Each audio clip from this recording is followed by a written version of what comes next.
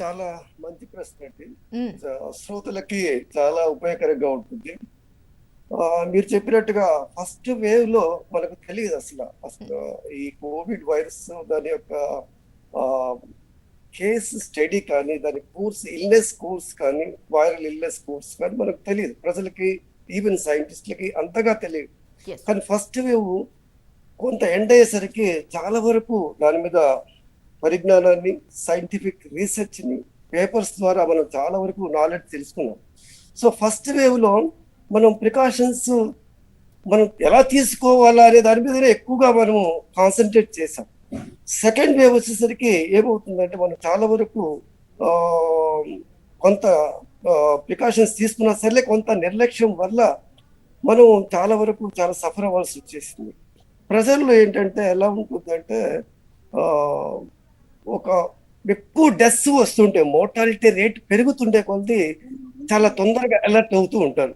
Mortality తక్కువగా ఉంటే alertness అనేది చాలా స్పష్టంగా వదిలేస్తారు. హ్మ్. సో అది థర్డ్ వేవ్ లో జరుగుతుంది. ఎందుకంటే మనకు ఇమ్యూనిటీ పెరగటం, మనకు ఇమ్యూనిటీ మూడు రకాలుగా వస్తుంది. ఒకటి న్యాచురల్ గా వస్తుంది ఇమ్యూనిటీ, స్వతహాగా బై బర్త్ ద్వారా కావచ్చు. కొంత రికరెంట్ ఇన్ఫెక్షన్స్ మనకు చైల్డ్హుడ్ నుంచి కూడా మనం చిన్నప్పటి నుంచి కూడా చాలా ఇన్ఫెక్షన్స్ ని ఫేస్ చేస్తాం. అది బ్యాక్టీరియల్ ఇన్ఫెక్షన్స్, వైరల్ ఇన్ఫెక్షన్స్ అని, ప్రోటోజోవల్ ఇన్ఫెక్షన్స్, ఫంగల్, ఇలా చాలా ఇన్ఫెక్షన్స్ ఫేస్ చేయడం వల్ల చాలా న్యాచురల్ గా మనకు కొంత ఇమ్యూనిటీ వస్తుంది. తర్వాత మనం వ్యాక్సినేషన్ తీసుకుంటాం. మన ప్రపంచం అంతా కూడా వ్యాక్సినేషన్, డిఫరెంట్ వ్యాక్సిన్స్ తీసుకుంటాం. మనం తీసుకుంటే బీసీజీ వ్యాక్సిన్ కావచ్చు, లేదా ఎంఆర్ వ్యాక్సిన్ కావచ్చు, ఇన్ఫ్లుయెన్జా వ్యాక్సిన్ కావచ్చు. ఇలా డిఫరెంట్ వ్యాక్సిన్స్ ద్వారా ఏమవుతుందంటే మనకు కొంత వ్యాక్సినేషన్ ఇండ్యూస్ ఇమ్యూనిటీ వస్తుంది.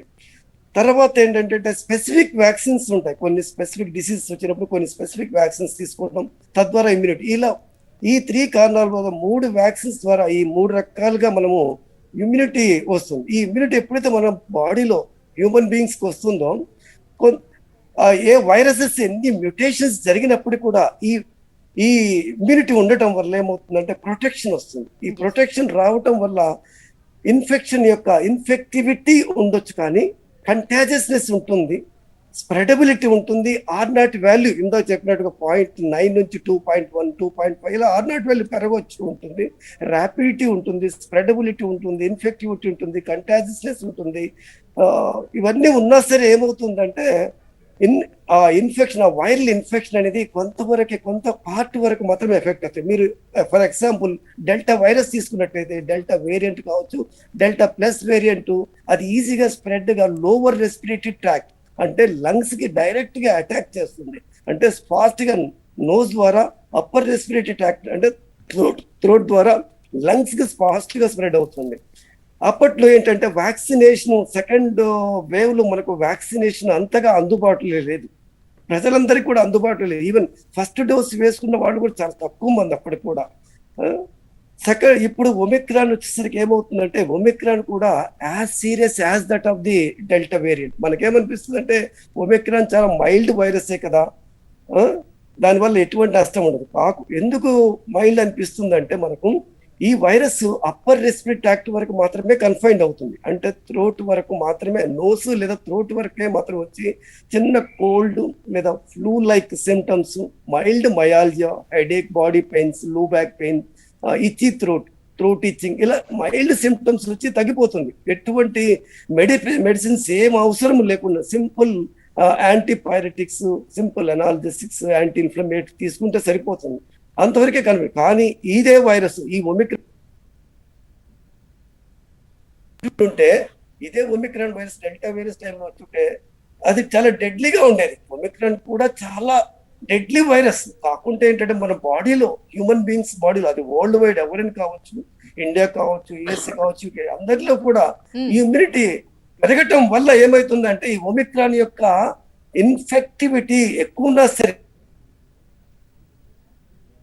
చాలా తక్కువగా ఉంటుంది. అంటే మనకు ఆ వైరస్ లంగ్స్ స్ప్రెడ్ కాకుండా ఆపగలుగుతుంది. మన బాడీలో ఇమ్యూనిటీని ఆపడం వల్ల ఏమవుతుందంటే మనకు క్రిటికల్ సిమ్టమ్స్ అంటే ఆక్సిజన్ లెవెల్స్ పడిపోవటం, డీసాచురేట్ అవటం, హాస్పిటలైజేషన్ అవసరం, క్రిటికల్ గా అవటము, రెస్పిరేటరీ డిస్ట్రెస్ రావటము, వెంటిలేటర్ దాకా ఎస్కలేషన్ థెరపీ అంటే దాని వెంటిలేటర్ దాకా వెళ్ళకపోవడం, ఇలాంటివన్నీ తగ్గిపోయాయి. కారణం ఏంటంటే ఒకటి నేను ఇందాక చెప్పినట్టుగా natural immunity, second vaccination induce immunity, third head immunity. ఎందుకంటే 90% హ్యూమన్ బీయింగ్స్, అది ఇండియాలో కావచ్చు వరల్డ్ వైడ్ ఎవరైనా సరే హ్యూమన్ బీయింగ్స్ అందరు కూడా ఒకటే, వరల్డ్ అందరు కూడా ఒకటే, అందరికి కూడా ఆల్మోస్ట్ 90% హెడ్ ఇమ్యూనిటీ అనేది వచ్చేసింది ఆల్రెడీగా.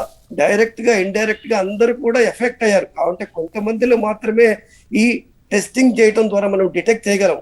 ఇది ఆర్టీపీసీఆర్ కావచ్చు, జెనెటిక్ సీక్వెన్సింగ్ కావచ్చు, ఇవి కొంతమందిలోనే చేసాము, వాళ్ళలో పాజిటివ్ వచ్చింది, వాళ్ళకే వచ్చింది అనుకుంటాం. కానీ అందరికి 90% ఆల్రెడీగా వరల్డ్ వైడ్ లో ప్రతి హ్యూమన్ బీయింగ్ కి, ప్రతి లివింగ్ బీయింగ్స్ కి ఆల్రెడీగా ఈ వైరస్ ఎఫెక్ట్ అయింది.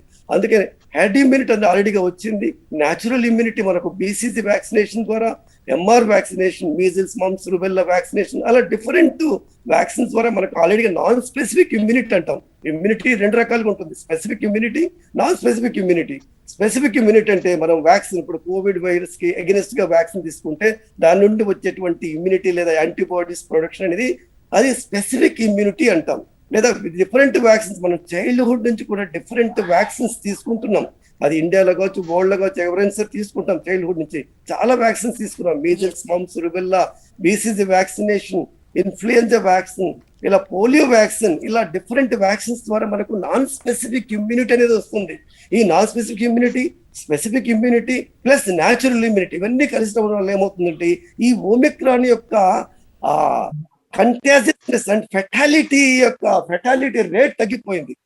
అంతే తప్ప ఈ వైరస్ డేంజరస్ వైరస్ కాదు అని చెప్పడానికి లేదు. ఇది చాలా డేంజరస్ వైరసే, as equivalent as that of the delta plus variant. కానీ మనలో ఇమ్యూనిటీ ఉండటం వల్ల, వ్యాక్సినేషన్ చాలా మందికి అందుబాటులో రావటం వల్ల, ప్రికాషన్స్ తీసుకోవటం వల్ల చాలా వరకు ఇది మైల్డ్ గానే ఉండిపోయింది. సిమ్టమ్స్ మైల్డ్ గానే ఉండిపోయినాయి తప్ప క్రిటికల్ గా అవటం లేదు. కానీ అంత మాత్రాన మనం ప్రికాషన్స్ తీసుకోకూడదు, చాలా నెగ్లెక్ట్ చేయకూడదు అని అంటం లేదు. నెగ్లెక్ట్ చేయకూడదు, ప్రికాషన్స్ తీసుకోవాలి, కోవిడ్ అప్రోప్రియేట్ బిహేవియర్ పాటించాలి, అందరు వ్యాక్సిన్స్ తీసుకోవాలి. ఇందాక మీరు చెప్పినట్టుగా బూస్టర్ డోస్ అనేది అందరికి ఇవ్వాల్సిందే.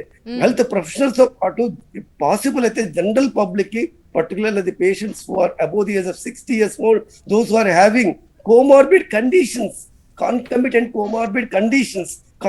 comorbid illnesses like hypertension, diabetes, obesity, immunosuppressive diseases, and those patients who are suffering from the cancers, and the cancers ఉన్న వాళ్ళు, those patients who are receiving the anti-cancer therapy, the radiation therapy, immunosuppressive therapy, అందరూ కూడా boosters తీసుకోవాలి. అందుకే అందరు తీసుకున్నట్లయితే, booster dose కూడా తీసుకున్నట్లయితే ప్రొటెక్షన్ అనేది డబుల్ అవుతుంది.